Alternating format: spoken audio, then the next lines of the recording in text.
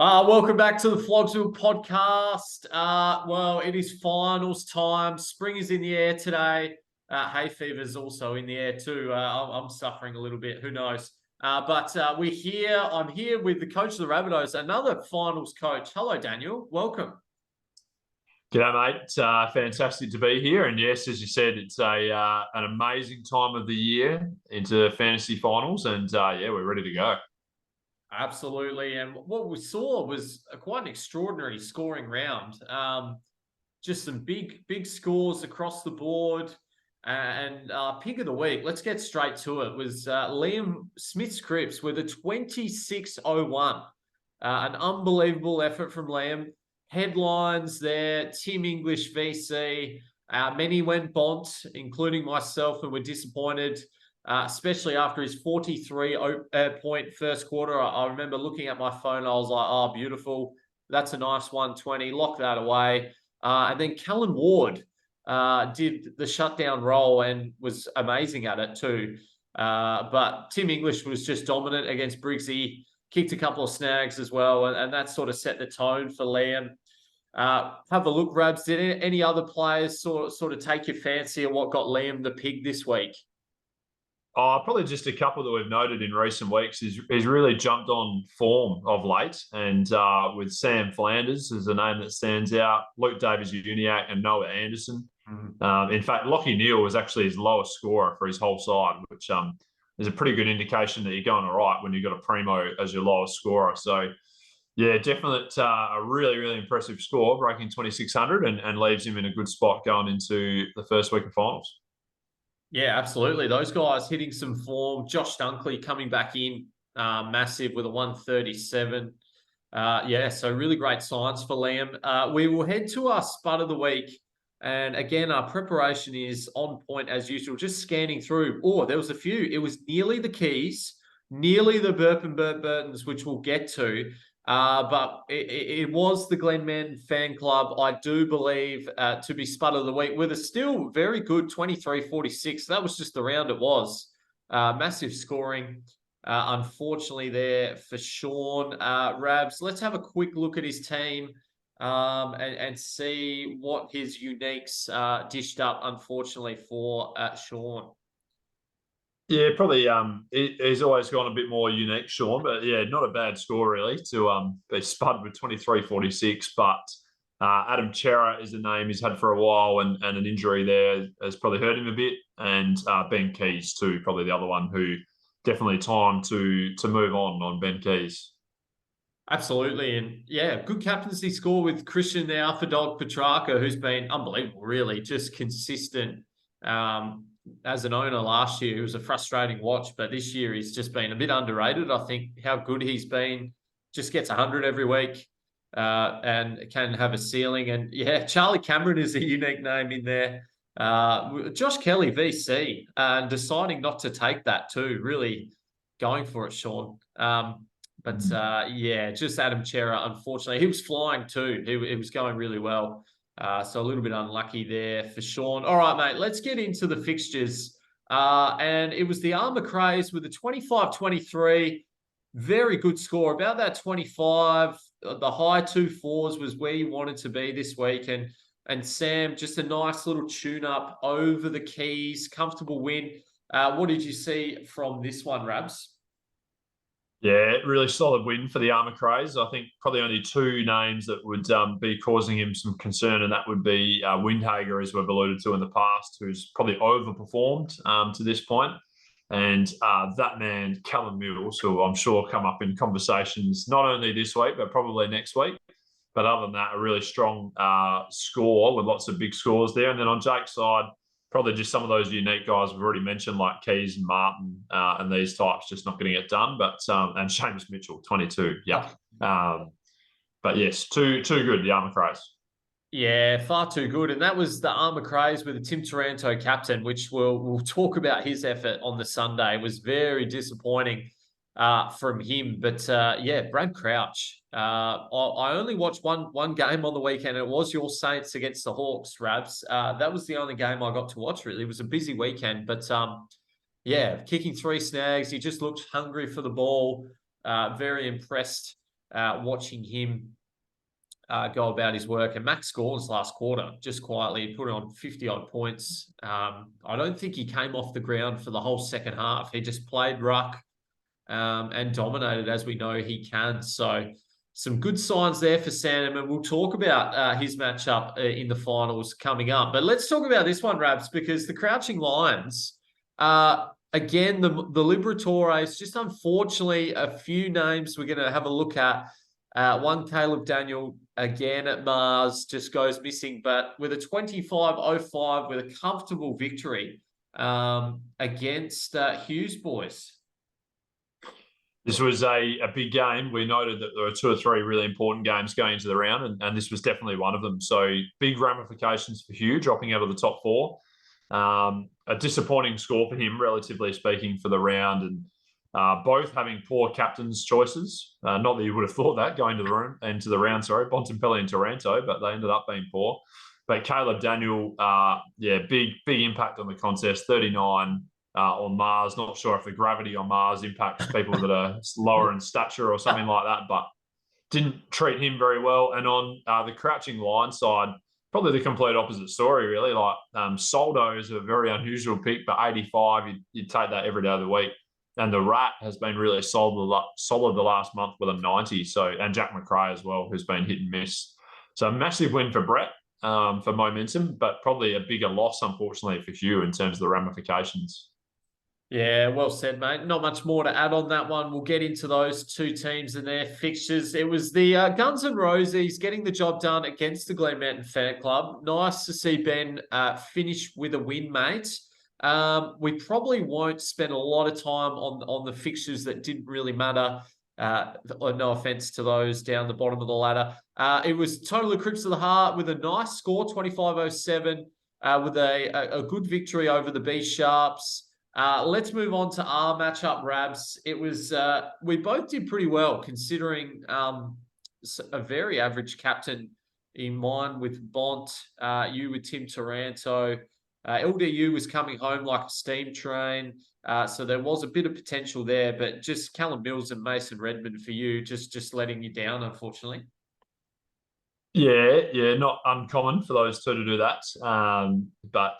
Weird matchup. I think you would have been obviously very disappointed, Scotty, with Bontempelli, and I must admit I thought I might get the chocolates at that point. And then, Mills and Redmond were obviously poor, but then Tim Taranto with 77 as captain, like that was I don't think anyone saw that coming. So probably a game that didn't mean a lot for either team, realistically. I was always going to be outside the top 4 for your boys, pretty much guaranteed going in, more just a matter of where you finished. Obviously, the win, really secured that spot that you wanted, though. So, both teams roll into the finals this week with some trades to make and opposition to meet.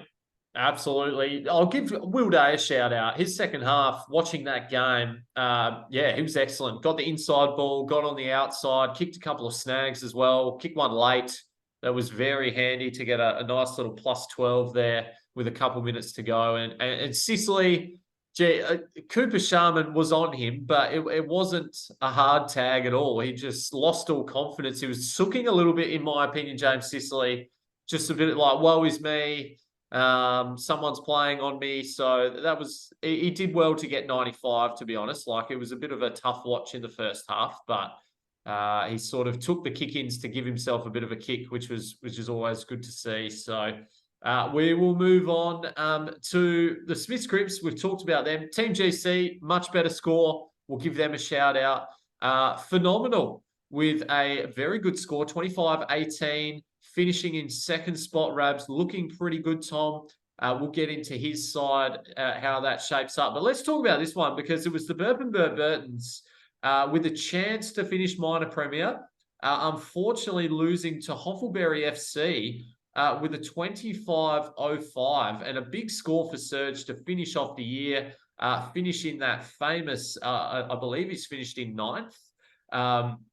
Which is unfortunate for Surge, but what could have been for him? Big result, big ramifications for Brad and for Surge. Probably just vindicates all the things we've said about his side all year, that his side has really been very, very competitive, just hasn't quite got the wins when they've mattered, and this is a big scalp, but unfortunately it's come too late for him. Captaincy choice has had a major impact on this game, though, when you look at it. I know there's a 130-point win, but there's a 150-point difference between the two captains, and that has probably been the difference between these two. Yeah, absolutely. And Himmelberg there, just not backing up with his 100-odd last week with a 62. Zach Butters as a pod is a little bit disappointing there against the Crows in that flogging, which was, huge for the Crows, but not good for Port. Surge side, Dunks, again, even with a Bailey Smith 69, like he's still managed to get a good score there. Soldo, LDU and Shees all doing some good stuff there late on that Sunday too. So impressive from Hoffenberry FC. Hope he can continue this momentum into next year. All right, mate, this is what we're here for. We are here for the first week of finals. We know the format. The top four get to play each other in the qualifying finals. The winners of those go through the prelims, get a week off. So that for the top four, getting a win this week is massive. And then we've got elimination finals, 5th versus 8th, 6th v 7th. Let's start from the top. My boys up against the Armour Craze. We'll have a look at this matchup. A couple of names really spring to mind for Sam in Callum Mills and Marcus Windhager. What do you see happening here, Rabs?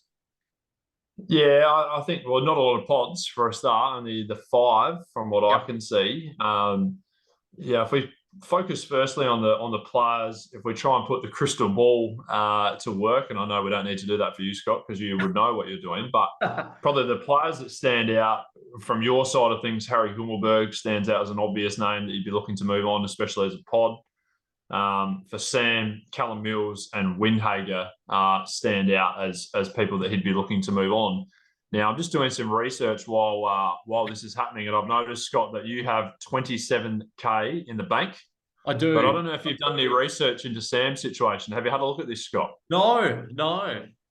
You're not going to believe what you see, because he has $456,000 in the bank. Jesus. And so with that in mind, you'd have to expect that Mills and Windhager are both going to improve. And with that in mind, I think it'll be a really, really close matchup. I think a lot of it is going to hinge on Marshall and Bontempelli for your boys, because they do probably stand out as the key pods in the entire matchup. Max Gawn, a bit of a question mark on him on Sam's side. Could be a massive unique, or could potentially bottom out a little bit. So I'm probably going with your boys, Scott, just out of the fact I think they're a little bit more reliable, but huge amount of money in the bank for Sam. So that's going to play a role. Yeah, massive for Sam. I was actually going to have a look at that maybe later tonight potentially, but I sort of assumed that he would have a bit of money based on his bench. A lot of guys like 200K, like he's really cashed out. His most expensive player on the bench there, Cooper Harvey. So I sort of thought that might be the case, and that's he can pretty much bring in who he likes for Mills and Windhager. That's going to solve some issues for him. It's going to be super tight. Like, really looking forward to this matchup. Always a good battle against Sam. As you mentioned, Rabs, I think the Bont on Friday night is important. And then Darcy Parish. Well, I pretty much brought him in 3 weeks ago for this fixture, for this game against West Coast, knowing that I'd probably be in the top 4, trying to get a win this week with Parish playing the Eagles, and then even North Melbourne next week if I was to lose. So, massive. As you mentioned, Harry Himmelberg really stands out. So no surprises there, what I'll be doing. But, really looking forward to it, actually. Good contest, and we've got some good captain options. So it'll be interesting to see how we both play it. All right, let's move on to Phenomenal up against the Burtons Raps. And I really am, I can't pick this one. This is, Tom's been in great form. Brad's also been in good form, but coming off a down week and having a look through these pods, it's going to be tight. Yeah, I think it will. And just a quick synopsis, very similar financial situations. I think 38K for Feno and 47K for Brad. So very similar sort of situation in terms of what they're able to do. I think just having a flick through the bench, For me, probably looking similar, although Brad has got Windhager on the bench, so he's probably got a little bit more cash to go with. So in terms of the financial trade situation, you're probably leaning towards Brad slightly. In terms of the pods, it's extremely even. There's some guys on both sides who really have the ability to go big, and you feel like there's going to be this is going to be a matchup that's decided either by captain selection or by someone going enormous, like a James Sicily or like a Josh Dunkley, for example. So, yeah, wow, I would really hesitate to pick this one. I think Tom's probably got a little bit more form coming in. Brad had a disappointing result on the weekend. Yeah. But, yeah, this is very tough. Yeah, it is. I think my eyes are drawn to Christian Petrarca for Tom. I think against North Melbourne, he could do anything. He's got that potential. Josh Dunkley looked great last 2 weeks since being back. He's a lovely pod to have in that final game. And then on Brad's side, yeah, James Sicily versus Collingwood. MCG loves it there. Should the ball will be down there. The ball will be down there. So there's always a chance. And I like Cogs. Cogs has been good. It has a pretty good record against Sydney. The Dock against the Saints could be very good. And I like, Brad Crouch as an owner. I'm a little bit worried against Carlton. Carlton have been very restrictive of late for midfielders. That's for certain. So yeah, Steele versus Crouch. How Sheasel goes down in Tassie as well is a bit of a flag too. So yeah, this one's too close to call. It's going to be down to vice captain, that's for sure, and maybe one or two players. But yeah, very exciting matchup. Let's go into your matchup, mate, because you're playing the Liberatores. It's 5th v 8th. But in terms of form, your boys have been pretty good the last few weeks. And Hugh, a little bit of underperforming guys. So what are you sort of heading into this one? How are you feeling? Yeah, unexpected matchup, I've got to be honest. Going 2 or 3 weeks out knowing I'd be in the bottom 4, was probably planning to be playing against the Crips or the Crouching Lions, and definitely not the Liberatores. But yeah, I think, again, it'll be tight, like probably most of these matchups will. For me, definitely the Bont stands out as a key factor, as a unique. He won't be able to be on my side, so that he will be a unique for Hugh. So that is a key area, and he could play a key role. I think if he produces a somewhat normal score, though, I think it's going to be a very even game. I must admit, I can't check what I have in the bank because obviously I've made some trades and I don't remember what it was before. But Hugh's got about 150 odd, I think, in the bank. Okay. So he's got some options, but he's got some moves to make. Really, he's got some Callum Mills, he's got Caleb Daniel. So you would have thought he's probably only going to be able to move on one of those guys to someone that he really wants. So that will be interesting, given that at the moment, going into the round, Mills is not a pod for either of us. So. Yep. Personally, I'm probably expecting him to look to move CD on, but we'll just wait and see what he does there. I know he's got an interesting week ahead, so he might be a little bit preoccupied. But yes. Very interesting contest. So I think the Bont is going to be a key factor. If the Bont performs somewhat averagely, which is probably 105, then I reckon my boys are a good chance. Yeah, absolutely. And I think Darcy Cameron, Mason Cox being dropped this evening is big for him. And he's been pretty good, to be honest, like lately. So, Christian Petrarca, we highlighted. And for you, Rabs, those Giants boys against the Swans, Kelly, Canelio will be important. I like Rory Laird at home against the Suns with no Took Miller, of course, getting the 1 week for the squirrel grip. On Zorko. Finishing off there for the Liberatores. Lockie Neal, after a very disappointing last week, will he bounce back or will Freo tag again? That'll be very interesting how that plays out. So, this is going to be a really tight matchup, man. Don't know which way to go. Elimination final. So I think Hugh...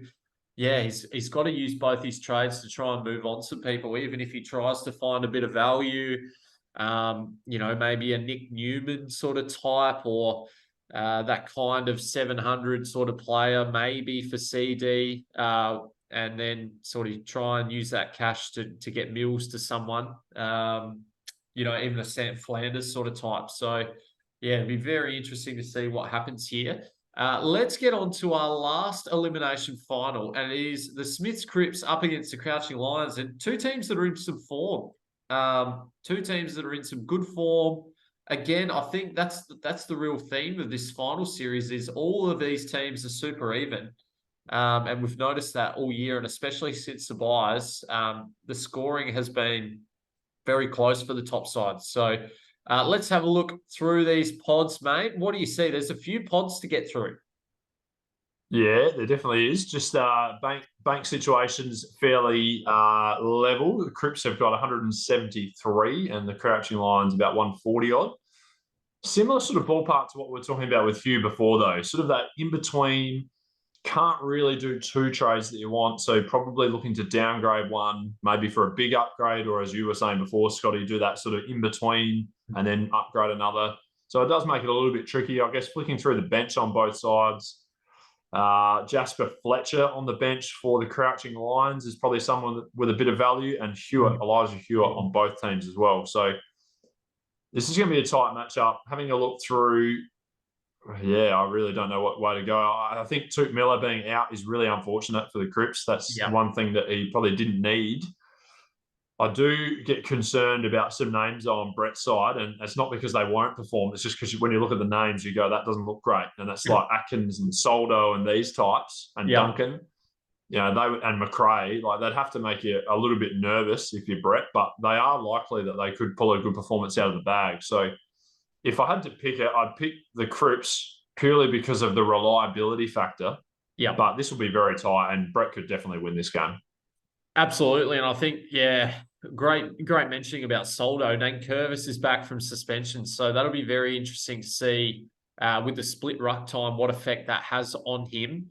And even if, Brett decides to maybe move him on instead, Mitch Duncan versus Port, it's down in Geelong, which will suit him. But you've got those Gold Coast boys for Liam with a tough matchup against the Crows. Noah Anderson and Flanders there, which will be interesting to see. And then the two Port boys, Butters and Rosie, in Geelong. That's tough for Liam too. So LDU's a bit of an interesting one. Melbourne, as we saw, Taranto didn't score very well. The midfielders sort of struggled. And the week before that, the Brisbane mids all struggled against Melbourne as well. So there's just something about Melbourne in the last few weeks that have been quite restrictive. So LDU, you would think the form he's in, he'll be fine, but that's just a flag for me, just to see how he goes. But again, you'd have to sort of, with the names, like you mentioned, I think you favour the Crips, but Toot Miller being out is unfortunate for Liam.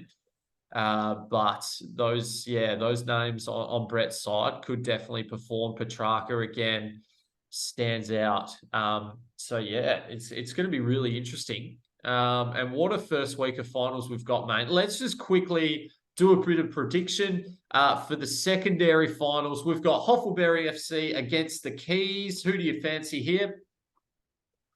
I think Hoffleberry, and the only point of interest, I think there's a potential for a real interesting grand final in the secondary final series, and it could be the Hoffleberries against the Guns and Roses, which would be quite a significant, not that they're ever that significant, but quite a significant grand final for the secondary final series if those two were to meet. And I think the Hoffleberries will get there to the prelim with a win. Yeah, very good. Let's King Kunta up against Team GC. I'm going to go with Team GC.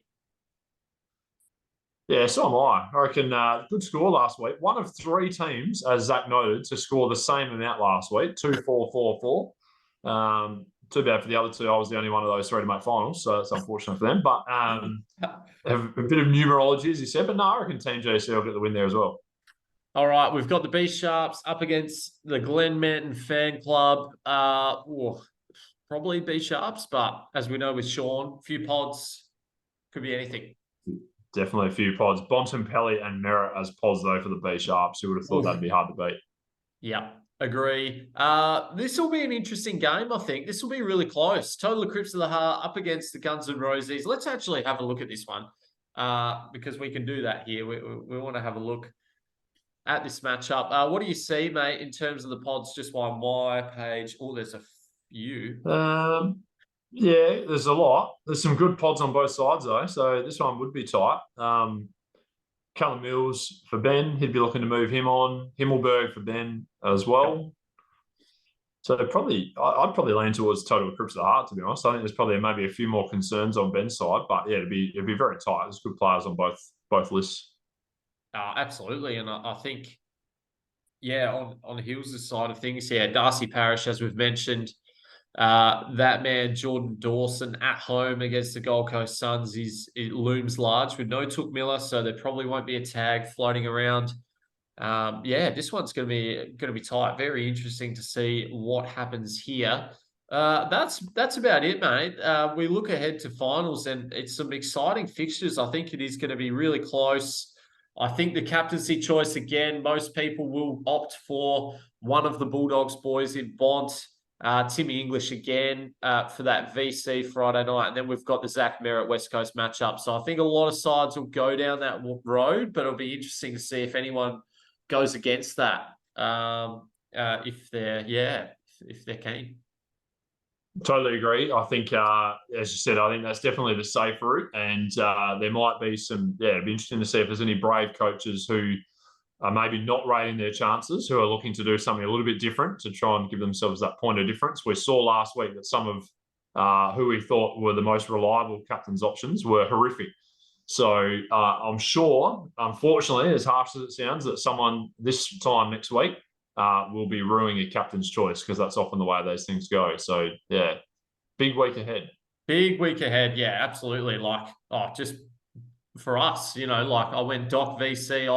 He'll be good into Bont, and it was just none of them scored 100. So, and Taranto, it was just unfortunate last weekend, but that's pretty much it.